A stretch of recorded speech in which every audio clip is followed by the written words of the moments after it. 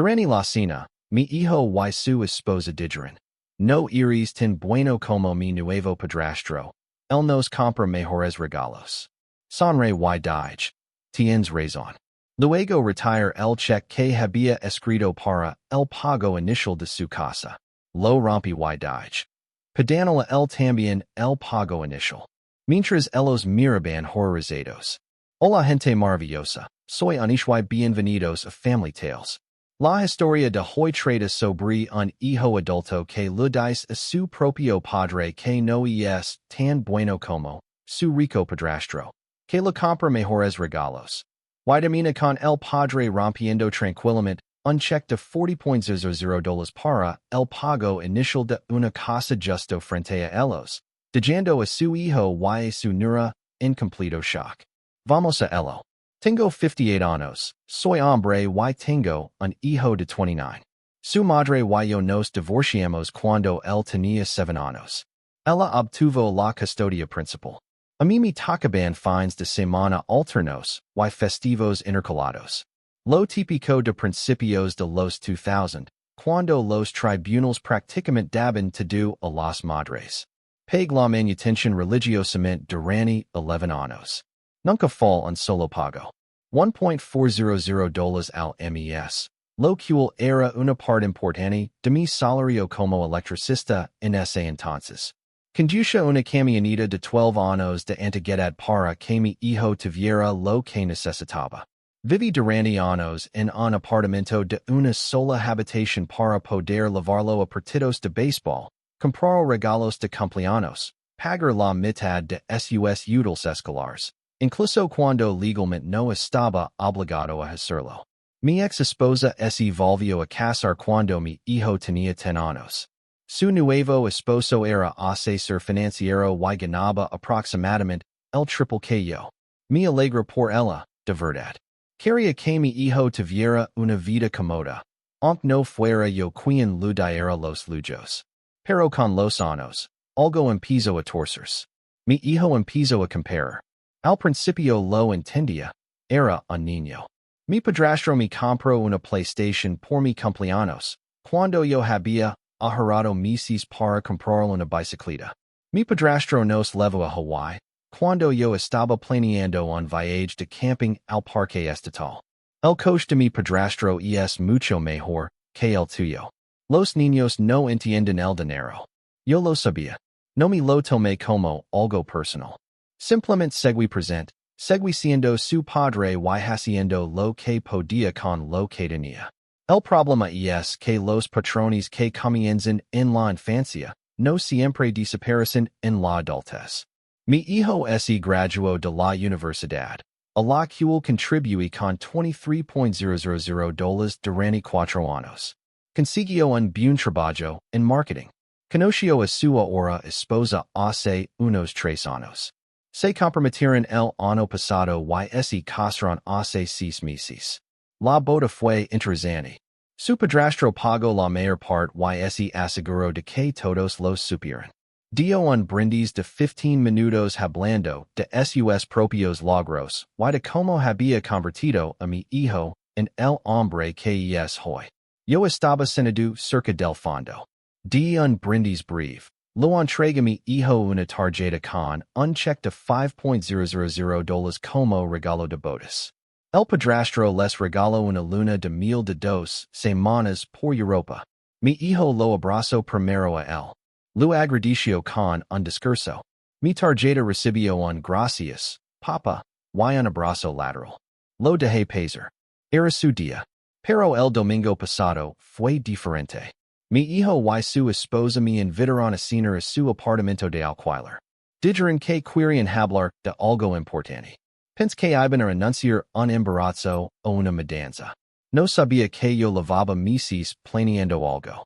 Habían hablado de comprar una casa, pero no lograban ahorrar para el pago inicial. Yo había estado guardando dinero, recortando gastos y haciendo horas extra. No soy rico, pero después de 35 años como electricista, gano decentemente. Tenía $40.000 ahorrados exclusivamente para eso. Level check conmigo. La cena empezó normal. Luego mi hijo saco el tema importante. Papa, hemos estado pensando en nuestro futuro. Espera, déjame terminar, dije. Habían hablado con el padrastro. Él les ofreció ayuda financiera, planificación, incluso ser able. Siempre ha estado ahí para nosotros, dije mi hijo. El tono mi tenso el estómago. Su esposa miraba el plato. Papa, voy a ser honesto. No eres tan bueno como mi padrastro. Nos compra mejores regalos. Nos lleva a mejores lugares. Y es más generoso. Yo me cuido en silencio, y sonreí.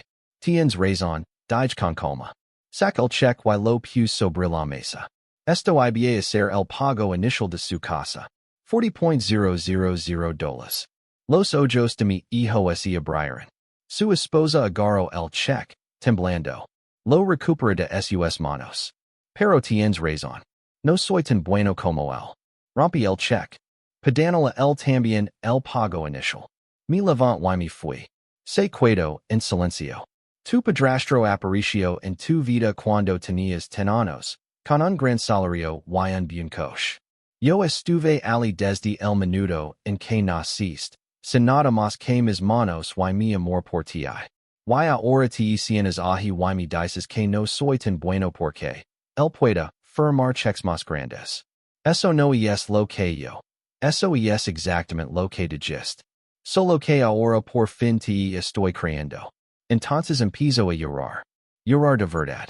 Una parte de mí quiso consolarlo, pero una parte más grande sabía que consolarlo en ese momento solo lo enseñaría que las lágrimas arreglan todo. Necesito ese dinero, papa. No podemos comprar una casa sin él. En ni siquiera sé cómo vamos a pagar el alquiler el año que viene cuando se termine el contrato. Entonces pedéselo a tu padrastro. Él es mejor que yo, ¿no? Él responderá.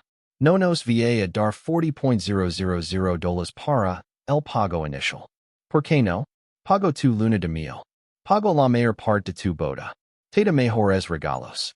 Seguro que esto es solo otro regalo más. Eso es diferente. ¿En qué sentido? ¿Por qué? Porque él ya ha hecho mucho. No puedo pedir más. Pero si puedes pedírmelo a mí, al padre que no es tan bueno. Silencio. Creo que deberías Se fue.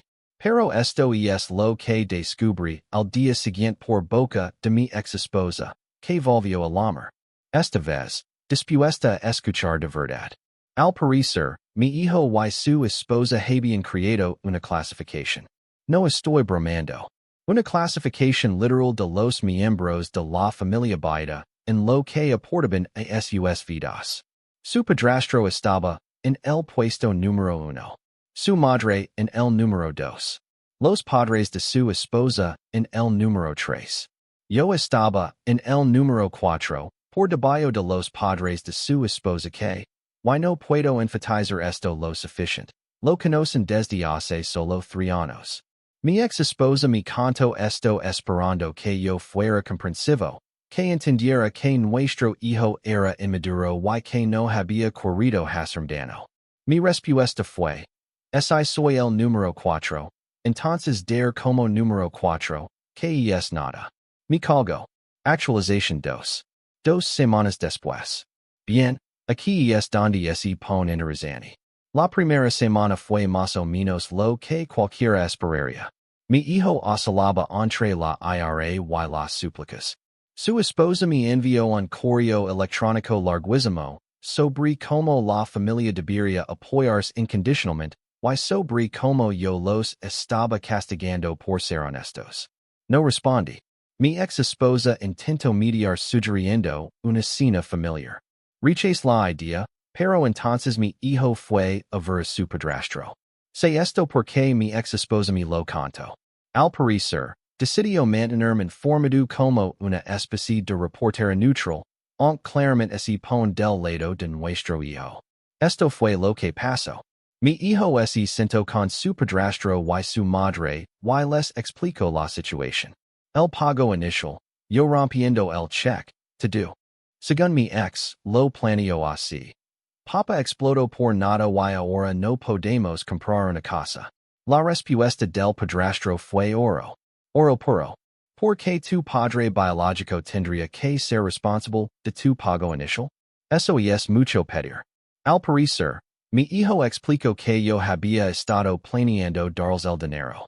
¿Planear? Planear no es prometer. Parece que cambio de opinión. Tiene do el derecho a hacerlo. Mi ex dijo que nuestro hijo es quedo en shock. Esperaba que su padrastro diera el dinero de inmediato. Al fin y al cabo, yo no soy tan bueno como él. ¿No debería estar dispuesto a demostrarlo? Pero aquí está la cuestión con la generosidad performativa. Solo existe cuando es convenient. Lunes de mil y cenas elegantes son una cosa. $40,000 para una casa es otra muy distinta. El padrastro dijo que el y mi ex virian podían ayudar, pero que mi hijo y su esposa realmente necesitaban ser más autosuficientes. Resulta que la generosidad del padrastro generoso tiene límites. ¿Quién lo diría? Los días siguientes recibí mensajes de texto de mi hijo que siguieron un patrón predecible. Día 1. Papa, ¿podemos hablar de esto como adultos? Día 3. He estado pensando en lo que dijiste. Entiendo que te haistano. Día 5. Esto no es justo. Me estás castigando por unas palabras. Día 7. Bien. Sea así. Tengo otras personas que se preocupan por mí. No respondí a ninguno. Luego vino la emboscada familiar. El sábado pasado fui a mi cafetería habitual a desayunar. Nada especial, solo huevos y café. Levo años yendo allí. El personal me conoce. Entre y allí estaban mi hijo, su esposa, mi ex esposa y su marido, todos sentados en una cabina. Claramente estaban esperando. Mi ex me hizo una cena. Tenemos que hablar. Todos. No tenemos. Me di la vuelta para Papa, por favor. Mi hijo se levantó. 5 minutos. Y esto lo que te pido. La camarera, una mujer que me conoce desde hace una década, observaba con los ojos muy abiertos. No quería montar una escena. Me senté. No pedí nada. El padrastro habló primero. Creo que ha habido un malentendido. Todos queremos lo mejor para los chicos. Los chicos tienen casi 30 años. Son adultos. Sabes a que me refiero. Familia. La familia no se clasifica según la contribución financiera. Mi hijo hizo una mueca. Papa, no era así como se pretendía. Tu madre me lo contó. Número 4. Por debajo de tus suegros, a los que conoces desde hace 3 años. Mi ex le lanzó una mirada a mi hijo. Se puso pálido. Su esposa intervino. Eso fue sacado de contexto. Era una broma entre nosotros. Privada. Privada hasta que tu marido la usó como base para decirme que no soy tan bueno como su padrastro. El padrastro levantó las manos. Mira, yo nunca pedí que me compararan contigo. Eso es injusto para ambos. Entonces dile tu hijastro que deje de hacerlo. No puedo controlar lo que él dice. Pero tú sí puedes beneficiar de ello, ¿no? Ser el buen tipo mientras yo soy el padre biológico inadecuado. No tuvo respuesta. Mi ex intentó otro enfoque. Solo queremos ayudarles a comprar una casa. No podemos dejar de lado los sentimientos heridos y trabajar juntos. Trabajar juntos como? Tal vez dividir el pago inicial. Tú das lo que puedas. Nosotros damos lo que podemos. Yo ya tenía lo que podía dar. $40,000. Y luego me dijeron que no soy tan bueno como el hombre que está sentado frente a mí. Así que ahora no doy nada. Eso es rencoroso. Eso es una consecuencia. Hay una diferencia. Mi hijo golpeó la mesa con la mano. Las tazas de café temblaron. Me disculpe. ¿Qué más quieres de mí? Cuando te disculpes? He estado intentando hablar contigo durante 2 semanas. Decker, ¿podemos hablar? No es una disculpa. Decker, esto no es justo, no es una disculpa. Decker, me estás castigando, no es una disculpa. Lo siento. De verdad. No quis Decker lo que dije. Te quiero. Eres mi padre. Lo mayor. De verdad lo mayor. Era mi hijo. El bebé que sostuvo en la sala de partos. El niño al que enseña andar en bicicleta. El adolescente por el que me quedaba despierto preocupado cuando no llegaba a casa a tiempo. Yo también te quiero, pero amar no significa que te deba dinero. Y definitivamente no significa que acepte ser clasificado por debajo de personas que te dan más cosas. Entonces, ¿qué? ¿Se acabó? ¿Me estás cortando por decir algo estúpido? No te estoy cortando. Simplemente yo no voy a financiar tu vida. Tienes un padrastro que es mejor que yo. Tienes suegros que están mejor clasificados. Tienes mucho apoyo. No me necesitas. Me levant. La même cuando quieres una relación que no es base en lo que puedo comprar. Me fui, volví a casa. Me hice el almuerzo y6 algo de televisión. Mi teléfono permaneció en silencio. Actualización final. 6 semanas después. Ha pasado un mes y medio desde la cafetería. Hora de ser esto. El silencio duró unas 3 semanas. Ninguna llamada de mi hijo, ningún mensaje.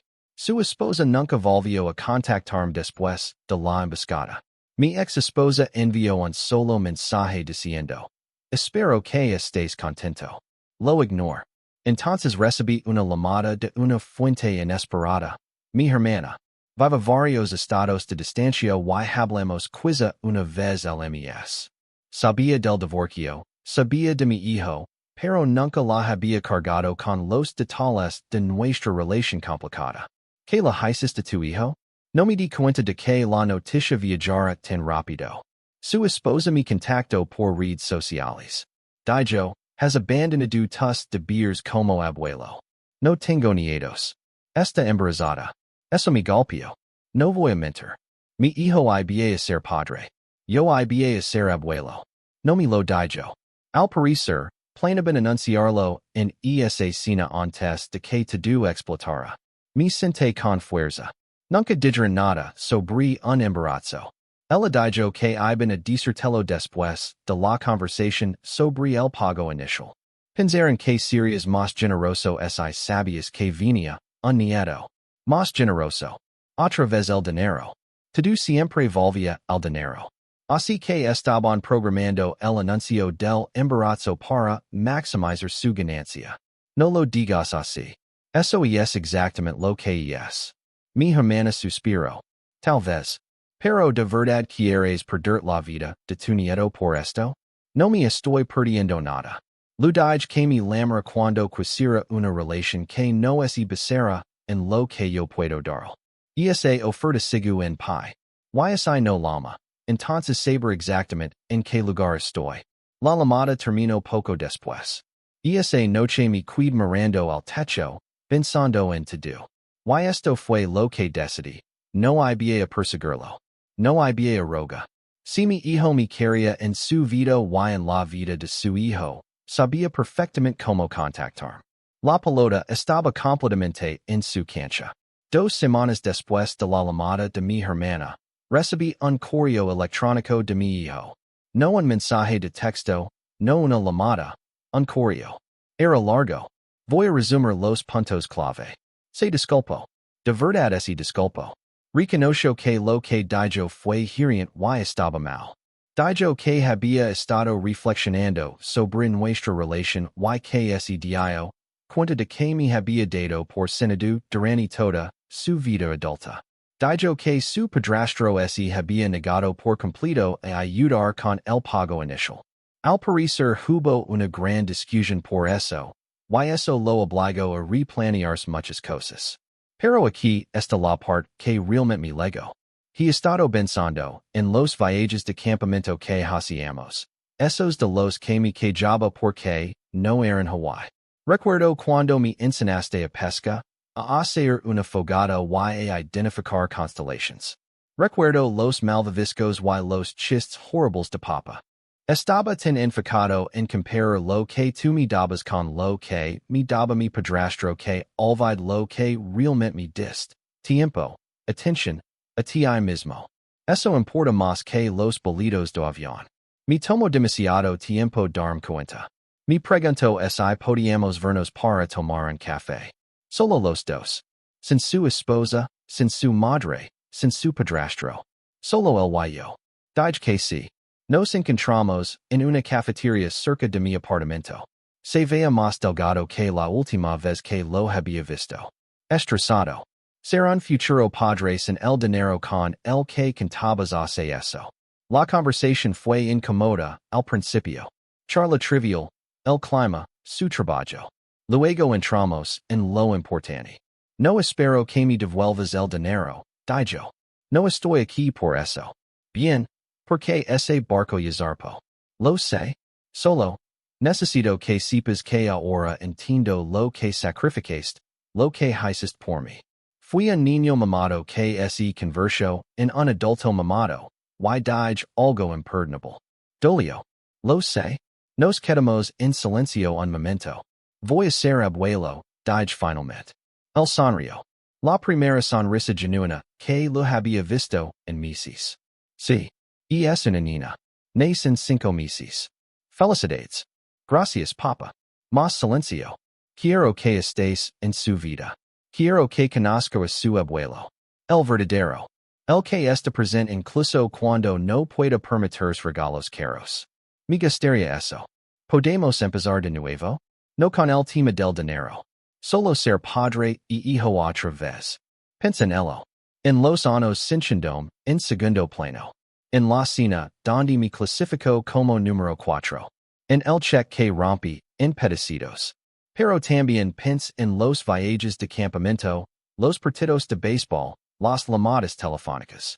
29 años siendo su padre, incluso cuando no era fácil, incluso cuando me sentía invisible.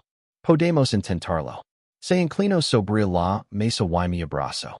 El primer abrazo real en años. No un abrazo de compromiso, no una palmada rápida. Un abrazo de verdad. No estamos arreglados. Quiero dejar eso claro. Hey danos que no desaparecen por una sola conversación. Su esposa todavía no es hija disculpado, y dudo que lo haga. Mi ex esposa cree que manage to do mal. Su padrastro, al parecer, me considera irreasonable. Pero mi hijo y yo estamos hablando otra vez. Me llama una vez a la semana, a veces solo para charlar de nada. Me pregunto sobre electricidad. Está intentando arreglar un interruptor de luz, en su alquiler y quería consejo. Logui por teléfono. Tomo unos 20 minutos. Lo arreglo. Gracias, papá. Me ahorras $100 de un electricista. Cuando quieres. No ven a comprar una casa. Todavía no. Ven a alquilar unos años más mientras ahorran.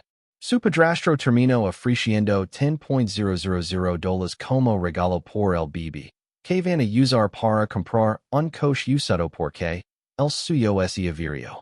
Así son las personas generosas. Solo son generosas cuando beneficia a su imagen. Un regalo llamativo para el bebé. Gran foto. 40,000 para un pago inicial sin aplazos y atención. Eso ya no tanto. Yo no les di dinero por el bebé. Construí una cuna.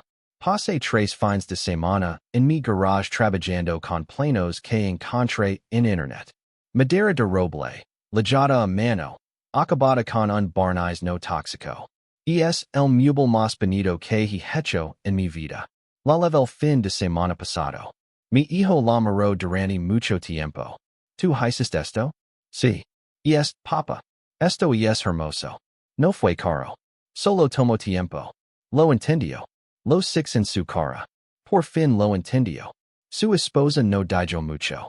Solo un gracias, en voz baja. Creo que todavía está molesta por el dinero. Está bien. Puede seguir molesta.